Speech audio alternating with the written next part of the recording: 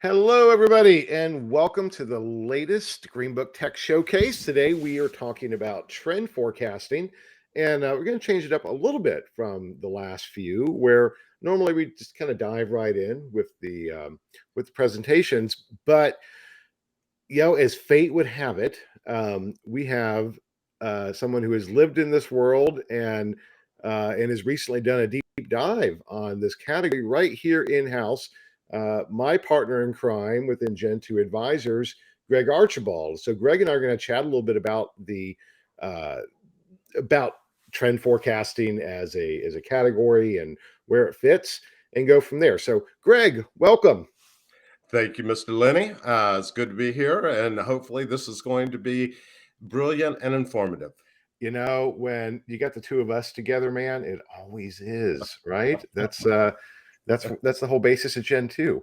Um, Obviously, for our listeners, Greg and I, we work together. We know each other for 15 years. We're friends, business partners. So that's going to show up. But just because I've known you that long doesn't mean other people have. So you want to give a quick bio, Greg? Sure. Let's see. I've been in the research industry now for ooh, more than 30 years. I'm not going to go into how much more. A good bit of that time on the client side with GE Financial and Marriott and Capital One and a couple of others along the way, and a good bit of that time on the supplier side uh, with a few good companies. One of those being Iconoculture, which was absorbed by Gartner through an acquisition or two, and which was truly a trends forecasting company. So at one time, my title was futurist or something similar to that, which was one of my more favorite titles of a job. And then the past 10 years been with Gen 2 Advisors, looking at a lot of different capabilities within the research industry. And one of those recently was trends and trend forecasting and how it's different from back when I was doing it in the early 1900s. Yeah, and you want to give a shout out to Mary Meehan, since she's one of the sponsors of today's Uh, event I, and I, presenting. I would love to. Yeah, she was my boss back at Culture for a little while, and one of the great people that I've got a chance to meet over the course of my career. Yeah, and I think our audience is going to really enjoy both these presentations. And Mary is good people, and that's a segue, right? So we think about that time in Iconoculture, if I understand correctly, after that transition, and we use Mary as an example here. She became fascinated with looking at how to utilize unstructured data to do trends forecasting, right, or to assist in that process, and created this technology, Metametrics, to do that. So if we think about that as what was that, 10 years ago, something like that, maybe not quite that long.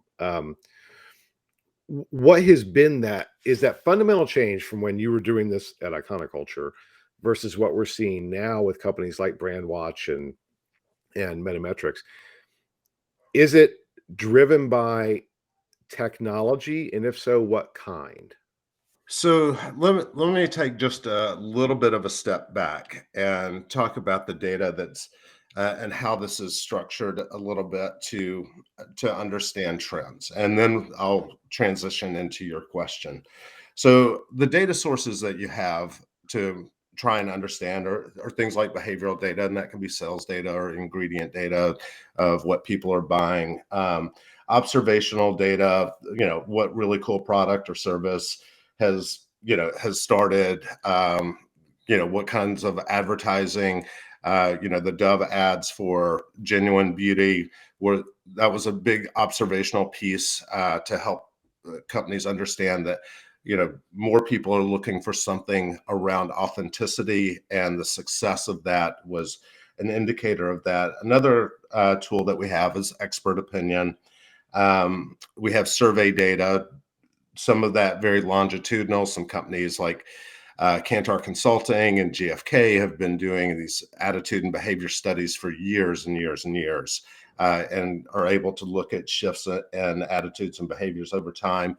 We have market data, what new patents have been filed financial data, what's being successful, what's not. So there's a lot of different data sources, and all those data sources still exist, are still used. The big change in that is social data, whether that's Twitter, Facebook, or what everybody knows, the social platform, and the unstructured data, being able to get to those kinds of data sources in a way that you can structure within a trends format. So there's been a number of companies that have been successful. We've got two that will be presenting here on this, but that allows for a lot of nuanced perspective that was difficult to get to before this advent. And let me talk about that just a little bit, because you can see changes in low volumes of subjects, right? So something goes from 20 topics to 40 topics instead of 20 million to 40 million.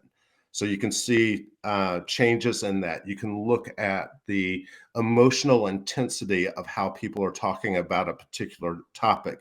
And all of those go into a suggestion that a trend may be important. So being able to look at um, low incidence topics and conversations, being able to look at the intensity of those, how quickly those are going up or going down, uh, how it's related to um, some of the traditional structures of trend forecasting, which a couple of those are STEEP, which is looking at it from society, technology, economics, environment, and politics, or Porter's Five Forces, which is really kind of around competition, new entrants, suppliers, customers, substitute products, things along those lines, which give a structure to trend forecasting. So social has been uh, I'm sorry, NLP and social and the other unstructured data sources have been critical in moving the accuracy of trend forecasting. So that was a Now, long-winded answer to yes, it's been important. no, I mean, again, even after all these years working together, occasionally you really impress me, and that was one of those times. So, the, and now you got to do it some more, and our audience. So the so recently, at part of the Gen 2 business, we were asked by a brand to take a look at this category, right? And potential partners. And I know you did most of the heavy lift on that. So, in thinking about that particular work, what was your what was your takeaway on the key defining uh, trend in in trend forecasting? I'm going to give you a double barrel question here. And then secondly, where does that fit when we step back and look at the insights function as a whole and the role of trend forecasting in it? Okay, trends and trend forecasting. Um, I think we just covered the biggest trend in trend forecasting. The structure of trend forecasting is very similar to what it's always been, but the ability to get nuanced has improved. And there's been more than just the social and unstructured improvement. For example, IRI tracks a lot of ingredients, and uh, so you can do more with very specific ingredients that are trending. So if you think about this in three buckets of trend forecasting, and one of those being a year or so out, year or two out, the next or near term, the next one being a few years out, 3 to 5, something like that, 7, kind of the midterm, and then really looking at 10 to 15 or 20 years out, being the long term piece of it. Those have very different approaches. And we'll talk just for a second around about near term and then a second about long term, because the midterm is really blending those two. So near term, um, one of the great things, you're going to be accurate about a weather forecast for tomorrow if you say it's going to be the exact same as today. You're going to be right 80% of the time. Uh, Yeah, so which is in college is a B. And so not bad, right? right. So if but what's helpful is seeing what are those things that are changing. So just like a weatherman does, the barometric pressure is dropping, so something is going to change.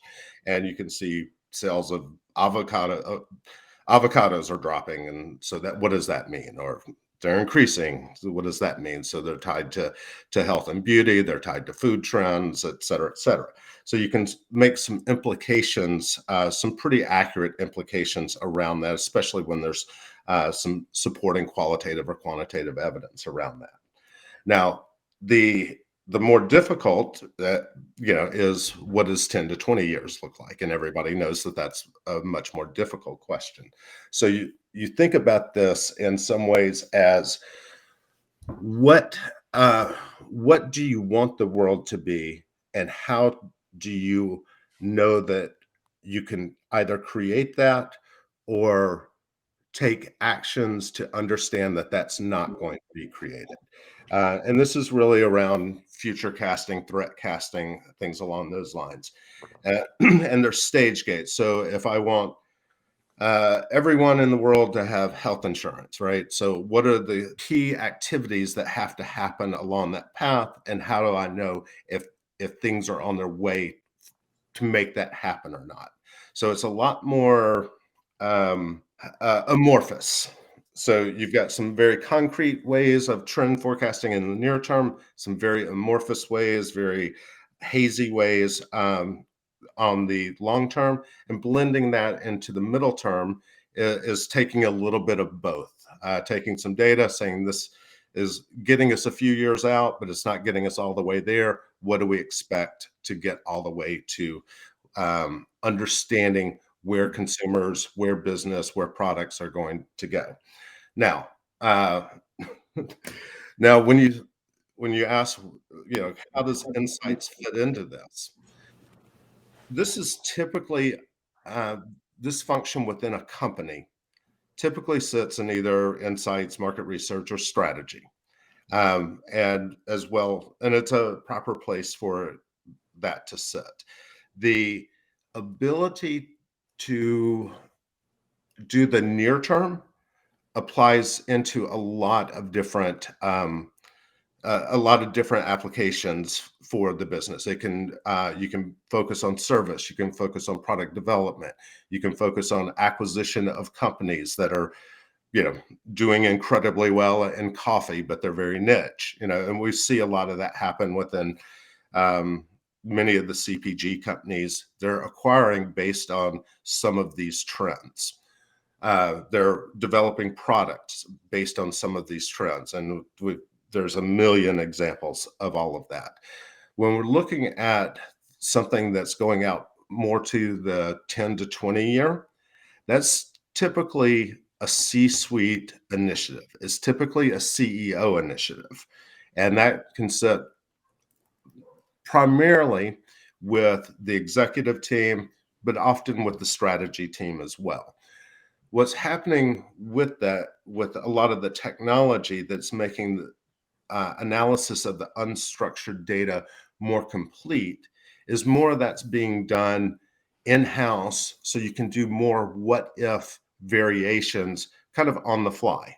You come Mm. out of a meeting, you go to sit behind your computer, you've got access to a lot of this data and ways to structure this data, and then you can attack these individual questions kind of in an ad hoc basis. So that makes it a little bit different than what could have been done 5 years ago or 10 years ago. Okay. So the obviously you and I have talked a lot about this privately, and we see it in the Grit report and in other pieces of this democratization of insights that is rather than a centralized hub, we're seeing more and more more and more groups within a brand being able to leverage a variety of insight tools on demand, as you just described, right? To go in this case, uh, and is there so the challenge in that process is always the way I think about it is the more tactical the business question is, not so worried about giving knives to toddlers, so to speak, right? And no disrespect intended, right? As far as trained Right. researchers versus non-trained researchers, so just ask a question. It's very tactical, and what do you think of my ad? Okay, type of thing.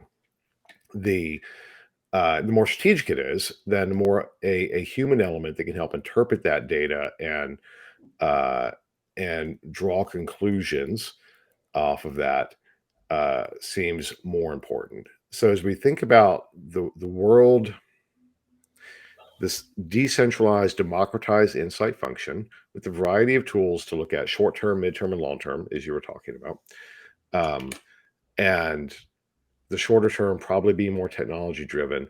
My assumption is that a big piece of this category of trend forecasting is that human element as well to help with that mid and long term component. And that's a more strategic engagement that's probably not going to change much from a technology as technology evolves. Am I hearing that correctly? Am I reading that correctly?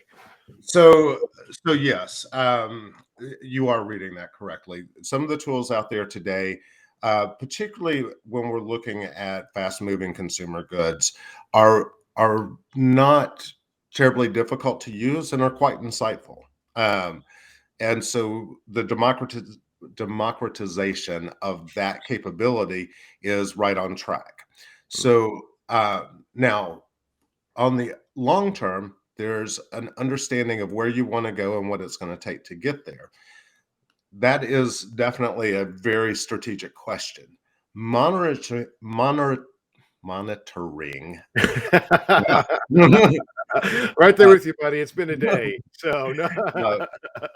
uh, Tracking that is becomes a tactical execution of that strategy. So let's say I'm, a car company, and for I don't know, to get truly, fully automated cars that can do everything in every situation. There's a few barriers to overcome, and it's going to be, I don't know, I'm making this up, uh, 360-degree cameras that can rotate without a some kind of connection, right? So that technology that says you don't need a wire for this particular kind of camera is something that you'll be looking for in patents or in industry information or some kind of technology publication. So tracking that happening can be a very tactical piece of the strategic initiative. That makes sense. Very cool. So that actually spurs a whole bunch of different thoughts, but we don't have time to go there. So, audience, maybe we'll do a follow up of just the Greg and Lenny show talking about those cool things. Maybe the podcast, Greg. Maybe you need to come on the podcast and we can talk about trend forecasting. Maybe. Maybe, because there's actually some really fun stuff that comes to mind for that. So, uh, is there anything else that you would like to make sure that the audience knows about this topic before our partners come on and showcase their wares? To me, this is probably the most interesting piece of what insights sits in, trying to predict the future in some way, shape, or form. And if you get pretty good at it, and it's not too hard to get pretty good at it, if you've got the right structure, you're going to make a lot of impact on your own life, your happiness, with the company that you're working for. So there you go. There you go, man. I can't think of a better way to close this out. So there you go, folks. You heard it from the guru, at least one of my gurus.